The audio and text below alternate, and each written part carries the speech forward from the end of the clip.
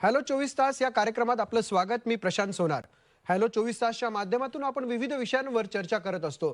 जसं की शिक्षण असेल, करिअर असेल, उद्योग असेल, व्यापार असेल, या विषयांवर आपण चर्चा करत असतो आणि यासाठी तज्ज्ञांचं मार्गदर्शन देखील घेतो, जेणेकरून मार्गदर्शनानं आपल्याला एखादा निर्णय घेताना आपल्याला मदत होऊ शकते.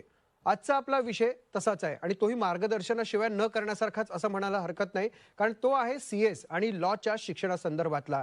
आणि यासाठी मार्गदर्शन करायला आपल्या सोबत आहेत स्वतः CA आणि CS असलेले हरीश अशोक मथारिया. सर, आपलं कार्यक्रमामध्ये स्वागत. Thank you so much sir. Harish Ashok Matharia हे संस्थापक आणि मुख्य कार्यकारी अधिकारी आहेत अकॅडमी फॉर CS आणि लॉ पुण्यामधले. त्यात त्यांचं विशेष प्रावीण्य आहे अकाउंट्स आणि ऑडिटिंगमध्ये. लॉजिकल आणि साध्या सोप्या पद्धतीनं शिकवणं, जेणेकरून कॉमर्सची बॅकग्राऊंड तुमची नसली तरी तुम्हाला ते उत्तम समजेल असं ते टीचिंग टेक्निक म्हणायला हरकत नाही, ते वापरतात आणि ही त्यांची खास बाब आहे. 2012 पासून त्यांनी साधारण 25,000 संदर्भात मार्गदर्शन देखील केलेलं आहे. आपल्याकडे मार्गदर्शन करणाऱ्या दुसऱ्या व्यक्ती आहेत अमृता छाजेड. मॅडम, तुमचं कार्यक्रमामध्ये स्वागत. थँक्यू. अमृता छाजेड यांनी लॉचं उच्च शिक्षण घेतलेलं आहे national law school, India university बंगळुरूमधून. सुमारे 14 वर्षांचा त्यांना या क्षेत्रातला अनुभव आहे, ज्यामुळे त्यांनी अनेक विद्यार्थ्यांना घडवलं देखील आहे. यासोबतच राज्य तसंच नॅशनल लेवलच्या एंट्रन्स टेस्ट परीक्षा कशा पद्धतीने सोडवायच्या याबद्दल त्यांनी विशेष प्रावीण्य मिळवलं आहे आणि त्या संदर्भात ते विद्यार्थ्यांना मार्गदर्शन देखील करतात. मी सुरुवातीला कार्यक्रमाच्या सुरुवात जी आहे, जी मार्गदर्शन करून घ्यायचं आहे आपल्याला, ते मी हरीश सरांपासून सुरू करतो. हरीश सर, मुळात आजचा आपला जो विषय आहे CS आणि लॉच्या संदर्भातला, ही गरज काय अशा कार्यक्रमांची? नक्की sir. Sir, first of all thank you so much for inviting us in this wonderful show. म्हणजे नेमकं जर बोलणं झालं तर आजच्या तारखेत काय की जे मुलं 11वी किंवा 12वी करतात किंवा ज्यांची 12वी झालेली आहे त्या विद्यार्थ्यांसाठी व त्यांच्या पालकवर्गांसाठी आजचा हा जो शो आहे तो गरजेचा आहे. त्यांनी तो शो डेफिनेटली बघायला पाहिजे. आजच्या शोमध्ये आपण कंप्लीट एक 100% मार्गदर्शन आपण या विद्यार्थ्यांना तसेच यांच्या पालकवर्गांना आपण देत आहोत regarding CS company secretary, not computer science. खूप वेळा अशी गैरसमज होते लोकांची, CS म्हटलं की computer science. No, company secretary किंवा कंपनी सचिव आणि लॉ कोर्सबद्दल आपण आज कंप्लीट मार्गदर्शन या शोच्या माध्यमातून मुलांना आणि त्यांच्या पालकांना देणार आहोत. राईट. आणि बेसिकली आजच्या तारखेत जेव्हा कोणी विद्यार्थी किंवा पालक करिअर सिलेक्ट करतात तर त्यांची डेफिनेटली 2 एक्सपेक्टेशन नक्कीच असते. कोणताही करिअर सिलेक्ट करताना 2 एक्सपेक्टेशन नक्की असते. ती आहे एक रिस्पेक्ट आणि दुसरी पैसा. तर रिस्पेक्ट आणि पैसा दोन्ही गोष्टी या CS आणि लॉ कोर्समध्ये जनरली एका अस्पायरंटला डेफिनेटली भेटणार आहे. आपल्याला माहिती आहे साहेब प्रशांत सर, आजच्या तारखेत भाजी मंडीत पण कोणी गेला वांग जर विकत घ्यायला तर वांग्याला ते 10 वेळा पलटून बघतात, नंतर विकत घेतात. पण मला एक गोष्टीची खूप खंत वाटते की आजच्या तारखेत वांग घेताना जितकं परीक्षण तुम्ही करता तितकंच परीक्षण करिअर सिलेक्ट करताना का बरं नाही करत? करिअर तर ही वांग्यापेक्षा पण मोठीच गोष्ट आहे ना. तर आजच्या तारखेत माझी विद्यार्थ्यांनी आणि त्यांच्या पालकवर्गांना एक म्हणजे अवजडून विनंती आहे की तुम्ही तुमचं करिअर, पाल्याचं करिअर सिलेक्ट करताना डेफिनेटली कोणाकडून पा असे ना, मी असं नाही म्हणत की आमच्याकडून, कोणाकडून पा का असे ना, कन्सल्टन्सी डेफिनेटली घ्या. आणि आजच्या तारखेत ती कन्सल्टन्सी सगळेच लोक, आम्ही पण फ्रीमध्ये ती कन्सल्टन्सी देतो की करिअर एक कसं काय सिलेक्ट करायचं. आणि कॉमर्स इंडस्ट्री म्हटलं की खूप प्रोफेशनल कोर्सेस आहे लाईक CA, CS, CMA. त्याच्यातलं one of the best professional course म्हटलं की कंपनी सेक्रेटरी आणि लॉ. आता लॉ म्हटलं की मुलांना किंवा लोकांना वाटते की मूवीमध्ये जे लॉयर्स दाखवतात तसंच आहे. नो, आजच्या तारखेत आता आपलं म्हणजे बोलणं झालेलंच होतं की सायबर लॉज पण आहे, खूप लॉज आहे, कंपनीला गरज आहे. त्याच्याबद्दल अमृता मॅम डेफिनेटली आपल्याला सगळं काही सांगणार आहे. आणि तर इन शॉर्ट CS आणि लॉ बद्दल आपण आज संपूर्ण माहिती आमच्या श्रोत्यांना या शोच्या माध्यमातून जे विद्यार्थी आणि पालक आता बघतायत त्यांना CSच्या पर्टिक्युलर कोर्स बद्दल काय सांगाल? म्हणजे काय असतं या कोर्समध्ये? ओके, सांगतो सर. आता साहेब, आता आपल्याला पण माहिती आहे की आजच्या तारखेत कोणाला पण जर का मोठा धंदा करायचा असणार तर प्रत्येक माणूस आपल्या बिझनेसचं रूपांतरण करतो कंपनीमध्ये. बरोबर आहे. आणि मोठ्या लेवल बिझनेस करायचं असणार तर त्याला कंपनी इन्कॉर्पोरेट करायची लागेल. आता कंपनी इन्कॉर्पोरेशन म्हणजे कंपनीचा वाढदिवस. आज कंपनी पैदा झाली, आज कंपनीचा वाढदिवस आहे, कंपनी इन्कॉर्पोरेट झाली. तर कंपनी इन्कॉर्पोरेट करण्यापासून तर कंपनी बंद करण्यापर्यंत जितके काही लीगल कंप्लायन्सेसचे वर्क असतात, तो हा कंपनी सेक्रेटरी, याच्यानंतर आपण शोमध्ये सीएस बोलू शॉर्टकटमध्ये, तर तो हा सीएस त्या कंपनीला कन्सल्टन्सीच्या थ्रू त्यांना मार्गदर्शन करीत असतो. म्हणजे कंपनी सुरू करण्यापासून बंद करण्यापर्यंत जे काही कंपनी रिलेटेड कंप्लायन्स असतात. आता तुम्हाला पण माहिती आहे, तुम्ही रोडवर जेव्हा चालतात तर तुम्हाला सिग्नल फॉलो करावे लागतात, म्हणजे तुम्ही सिग्नल कंप्लाय केलं. आता कुठं पण तुम्ही गेले तर तिथले रूल्स कंप्लाय करावे लागतात. आता मी आज इथं शोमध्ये पण आलो, इथले पण काही रूल्स आहेत ते आम्हाला पण कंप्लाय करावे लागतात. तर तसेच कंपनी एकदा इन्कॉर्पोरेट झाली की त्या कंपनीला पण खूप काही रूल्स, रेग्युलेशन्स, लॉज, मराठीत बोलणं झालं तर कायदे कंप्लाय करावे लागतात. आता कंपनीच्या बोर्ड ऑफ डिरेक्टरला बिझनेस कसं करायचं ते कळते, पण रूल्स कसे कंप्लाय करायचे ते बोर्ड ऑफ डिरेक्टरला जनरली कळत नाही.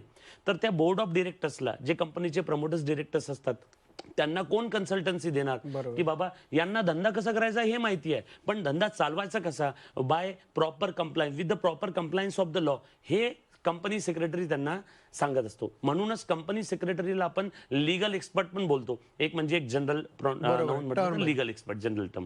येस. पण हरीजी मला सांगा की म्हणजे एक तुम्हाला एक थोडासा ह्याच संदर्भातला प्रश्न विचारतो. प्रोप्रायटरशिप असेल, प्रायव्हेट लिमिटेड कंपनी असेल किंवा पब्लिक लिमिटेड कंपनी असेल, बरोबर. यातला फरक सुद्धा कंपनी सेक्रेटरीच एक्सप्लेन करून सांगू शकतो. Definitely sir, definitely. म्हणजे आता कंपनी म्हटली की खूप म्हणजे कंपनीचे खूप टाईप असतात. इवन 1% कंपनी पण असते सर. बरोबर. त्याच्यात एकच माणूस, तोच मेंबर, तोच डायरेक्टर, तोच ओनर, सगळे शेअर त्याच्याचकडे. 1% कंपनी आहे, पब्लिक कंपनी आहे, प्रायव्हेट कंपनी आहे. खूप काही अशा कंपनी आहे की ज्यांचा ऑब्जेक्टिव्ह, उद्देश प्रॉफिट अर्न करणं नाही आहे. इवन त्या कंपनीला पण खूप वेळा सीएसची गरज असते. आजच्या तारखेत किमान भारतात 2 लाखपेक्षा जास्त कंपनी रजिस्टर्ड आहे आणि मॅक्सिमम कंपनीजला कंपनी सेक्रेटरी, कंपनी सचिवची, सीएसची गरज असते. कारण त्यांना लॉ विषयक माहिती जास्त नसते, त्यांना हे माहिती असते बिझनेस कसं करायचं, पण सीएस त्यांना सगळं काही हे कंप्लायन्सेस बद्दल सगळी माहिती सीएस देतो. आणि सीएस म्हणून ॲज अ जॉब एम्प्लॉई म्हणून पण काम करू शकतो, किंवा स्वतःची प्रॅक्टिस पण करू शकतो, किंवा एखाद्या प्रॅक्टिसिंग फर्ममध्ये पण तो जॉईन करू शकतो. नक्कीच. आता स्टार्टअपचं सध्या युग आहे, त्यामुळे स्टार्टअप कंपन्यांना सुद्धा हा सीएस लागतच असतो. बिलकुल सर.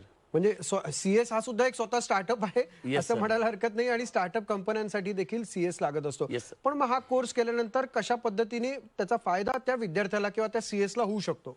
सर, आता फायदा म्हटलं की माझ्या हिशोबानं फायदे म्हणजे 2 कॅटेगरीचे असू शकतात. एक फायदा रिस्पेक्ट, समाजात, सोसायटीमध्ये रिस्पेक्ट, आणि दुसरा फायदा पैशाचा. तर दोन्ही फायदे या कोर्समध्ये आहेत साहेब. आता जर पैसा म्हटलं तर आजच्या तारखेत तुम्हाला पण माहिती आहे सर, भारतात कोणीही पण जर कोणता करिअर किंवा कोर्स सिलेक्ट करणार तर त्याला हे एक एक्सपेक्टेशन असते की रिटर्न किती भेटणार. तर ह्या कोर्सबद्दल जर सांगायचं असलं, सरांनी, प्रशांत सरांनी आपल्याला फायद्याबद्दल विचारलं, तर one of the lowest investment course आहे बडा. One of the lowest investment course आहे. याच्यात जवळपास institute of company secretaries of India, आता ICSI जर बोललो तर भारतातली एकमेव इन्स्टिट्यूट जी हा कोर्स रन करते, ICSI. तर त्या इन्स्टिट्यूटमध्ये तुम्हाला रजिस्ट्रेशन करावं लागतं. तर तिथली जी फीज आहे सर, 3.5 वर्षाची फीज, जवळपास 35 ते 40 हजार फीज आहे पूर्ण 3.5 वर्षाची. आणि त्या 35-40 हजारामध्ये पुस्तकं पण येतात. आता लोएस्ट इन्व्हेस्टमेंट आहे आणि हायेस्ट रिटर्न आहे. 50 ते 60 हजार रुपये पर मंथची सुरुवातीला पगार लागते एक कंपनी सेक्रेटरी प्रोफेशनलला सर. पण नक्कीच म्हणजे हे जे मुलं जे करू शकणार आहेत त्यांच्यासाठी तुम्ही काय मार्गदर्शन करणार, आणि अकादमी, येस अकादमी जी तुमची आहे बरोबर. ती कशा पद्धतीने मार्गदर्शन करते? कारण तुम्ही जसं आता सांगितलं की लो इन्व्हेस्टमेंट आहे, आजच्या काळात शिक्षणामध्ये लो इन्व्हेस्टमेंट असणं ही सुद्धा खूप मोठी वेगळी गोष्ट बातमी आहे असं म्हणायला बरोबर हरकत सर, नाही. बरोबर सर. सर, आता गेली कित्येक वर्ष झाले आम्ही पुण्यात यस अकॅडमी इथे मुलांना जे CS करतात, जे CS झालेले आहेत त्यांना पण आम्ही मार्गदर्शन जॉबमध्ये करून देतो, किंवा जे CS करतात त्यांना कोचिंग क्लासेसच्या थ्रू, एक्स्ट्रा करिक्युलर ॲक्टिव्हिटीच्या थ्रू. आणि इतकंच नाही तर प्रत्येक रविवारी आम्ही पॅरेंट्स आणि विद्यार्थ्यांना बोलून सकाळी 11 वाजता आपल्या अकॅडमीमध्ये फ्री करिअर काउन्सिलिंग आपण देतो. त्याच्यासाठी एकही रुपया आपण चार्ज करत नाहीये मुलांना अकॅडमीमध्ये. आणि इतकंच नाही, मी अभिमानाने सांगू शकतो साहेब, we are one of the highest rank producing institute in India. जास्तीत जास्त रँकर्स आमच्या इन्स्टिट्यूटले आहे. आणि एक मोठी गोष्ट म्हणजे आमच्या इथं CS ला सर 3 लेवल असतात. जसं बीकॉम मध्ये खूप लोकांना माहिती असणार, first year, second year, final year, तसं CS मध्ये पण 3 परीक्षा आहे साहेब. 12वी नंतर ज्या कोणी विद्यार्थ्याला CS करायचं असणार तर तिथं पण 3 परीक्षा आहे. पहिली परीक्षा फर्स्ट इयर, दुसरी, सेकंड इयर, तिसरी फायनल. पहिल्या परीक्षेला म्हणतात CSEET, CS executive entrance test. आता या शोमध्ये काही टेक्निकल टर्म्स मी डेफिनेटली यूज करणार आणि आमच्याकडे वेळेची पण खूप कमतरता असते. म्हणून जर का कोणाही विद्यार्थ्याला किंवा पालकाला काही पण डाऊट आले तर स्क्रीनवर तुम्हाला नंबर दिसतच आहे, तुम्ही त्या नंबरवर फोन करून आणखी डिटेल माहिती पण घेऊ शकता. हां, तो आपण कुठं होतो साहेब? 3 लेवल असतात. CSEET entrance test, executive entrance test. दुसरा CS एक्झिक्युटिव्ह म्हणजे सेकंड इयर आणि शेवटचं CS प्रोफेशनल म्हणजे CSचा फायनल इयर. ह्या 3 लेवल असतात त्याच्यात आणि सोबत आर्टिकलशिप पण असते. तर हा कोर्स जवळपास 3.5 वर्षाचा कोर्स आहे. या कोर्ससाठी इन्स्टिट्यूटमध्ये रजिस्ट्रेशन करावं लागते. ते रजिस्ट्रेशनसाठी पण आपण मार्गदर्शन करतो आणि गेली कित्येक वर्ष झाले आपलं हे दर रविवारचं 11 वाजताचं प्रोग्राम सुरू आहे. फ्री करिअर काउन्सिलिंग सेमिनार असतात, कोचिंग ॲक्टिव्हिटीमध्ये आपण सपोर्ट करतो. आणि आजच्या तारखेत सर मी एक गोष्ट बघतो, मागच्या 1-1.5 वर्षात मी एक गोष्ट बघितली साहेब, कोविड नंतर आजचे जे विद्यार्थी आहे खूप मेंटली डिप्रेस झाले किंवा इमोशनली ड्रेन झाले. कारण कोविडमध्ये ते 2 वर्ष घरीच बसलेले होते आणि एकदा ते 2 वर्ष घरी बसल्यानंतर त्यांनी घरचा माहोल बघितला, कधी घरचे भांडणं हे ते. त्याच्यानंतर जेव्हा तो विद्यार्थी बाहेर पडला तर तो थोडा इंट्रोवर्ट झाला. त्या विद्यार्थ्याला फक्त अकॅडमिक कोचिंगची गरज नाही आहे साहेब, त्याला आम्ही अकॅडमिक कोचिंगच्या एक्स्ट्रा इंडस्ट्री व्हिजिट किंवा एज्युकेशनल ट्रिप म्हणा, मोटिवेशनल लेक्चर म्हणा, त्याची पण गरज असते. पर्सनॅलिटी डेव्हलपमेंटच्या 360 डिग्री पर्सनॅलिटी, बिलकुल म्हणजे खरी गोष्ट बोलले साहेब. तुम्ही एक जे म्हणालात की आता 3 वर्ष साधारण 3.5 वर्ष असतात, त्या एका वर्षाचे पेपर्स किती मार्क्सचे असतात म्हणजे की किंवा ग्रेडचे काय असतं नक्की काय फॉर्मॅट? ओके सर, CSची जी पहिली परीक्षा त्याच्यात 4 पेपर असतात 200 मार्काचे. दुसऱ्या परीक्षेत 7 पेपर असतात 700 मार्काचे. पहिल्या परीक्षेत एक पेपर 50-50 मार्काचं. 4 पेपर 200 पैकी तुम्हाला पाहिजे 100. दुसऱ्या लेवलमध्ये 7 पेपर, एक पेपर 100 मार्काचं. त्याच्यात तुम्हाला पाहिजे 350, 700 पैकी 350, कमीत कमी 50. जसं 12वी मध्ये 35% पासिंग होती ना, तर इथं 50% पासिंग आहे. मेहनत जास्त, कमाई जास्त. काहीतरी एक्स्ट्रा ऑर्डिनरी जर करायचं असणार तर ऑर्डिनरीच्या समोर एक्स्ट्रा लावावं लागेल ना साहेब, तर ते गरजेचं आहे. आणि फायनल लेवलमध्ये तुम्हाला टोटल त्याच्यात 8 पेपर असतील, प्रत्येक 100 मार्काचं. आणि आपली एकमेव इन्स्टिट्यूट आहे जे तिन्ही लेवलला आपण कोचिंग प्रोव्हाइड करतो. खूप काही इन्स्टिट्यूट असतात जिथं पहिली किंवा दुसरीच लेवल असते. आपल्या इथं तिन्ही लेवलचं educational, other than educational trip म्हणा किंवा आर्टिकलशिप रायटिंग. आणि जे लोक CS किंवा लॉ करत आहेत किंवा ज्यांच्या घरी कोणी CS किंवा लॉ करत आहे त्यांना हा वर्ड नक्की माहिती असणार, मूट कोर्ट कॉम्पिटिशन. आपलं जर बोलणं झालं तर म्हणजे कोर्टामध्ये ॲक्च्युअलमध्ये प्रॅक्टिस कशी होते तर त्याचा सराव परीक्षा, त्याची स्पर्धा परीक्षा आपण इथं आपल्या क्लासमध्ये करून घेतो. आणि मी प्राऊड न बोलू शकणार की हे जे मूट कोर्ट कॉम्पिटिशन आहे हे अख्ख्या भारतात आपण CS अकॅडमीमध्ये करून घेतो. मूट कोर्ट म्हणजे कोर्टामध्ये जशी प्रॅक्टिस होते तशी आपण सराव परीक्षा आपल्या क्लासमध्ये करून घेतो साहेब. नक्कीच. तुम्ही येस अकॅडमीमध्ये CS जसं आहे तसं लॉ सुद्धा एक पार्ट आहे. Yes sir. अमृताजी, मी तुमच्याकडे आता येतो की लॉ मुळात हा खूप वास्ट सब्जेक्ट आहे, प्रत्येकाने करण्यासारखा आहे, म्हणजे तुमच्या फील्डशी रिलेटेड असेल किंवा नसेल. तर तुम्ही या ओव्हरऑल लॉच्या बद्दल तुम्ही काय माहिती सांगाल? हो, हा खूप एक महत्त्वाचा प्रश्न आहे आणि ह्याचं कारण असं आहे की खूप लोकांना असं वाटतं की लॉ केल्यानंतर फक्त कोर्टाची प्रॅक्टिस हा एकच करिअर ऑप्शन आहे, पण तसं नाही आहे. लॉ झाल्यावर आपल्याला एक छोटीशी परीक्षा द्यायला लागते, मुलांना एक छोटीशी परीक्षा द्यायला लागते, ज्याच्यामुळे बार काउन्सिलमध्ये रजिस्ट्रेशन होतं. रजिस्ट्रेशन झाल्यावरती मुलं ॲज अन ॲडव्होकेट ते प्रॅक्टिस करू शकतात. न्यायालयाच्या समोर क्लायंट्सची बाजू व्यवस्थितपणे मांडणे हे पण खूप गरजेचं असतं.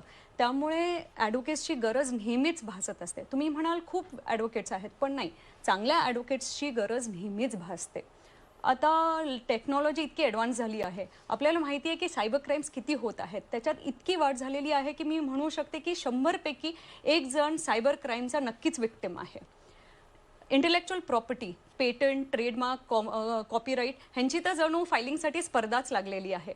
आता एका देशाबद्दल दुसऱ्या देशामध्ये इन्व्हेस्टमेंट्स होतात, फायनान्शियल इन्व्हेस्टमेंट्स होतात, त्याच्यासाठी मर्जर्स, टेकओव्हर्स हे सगळे चालू असतात.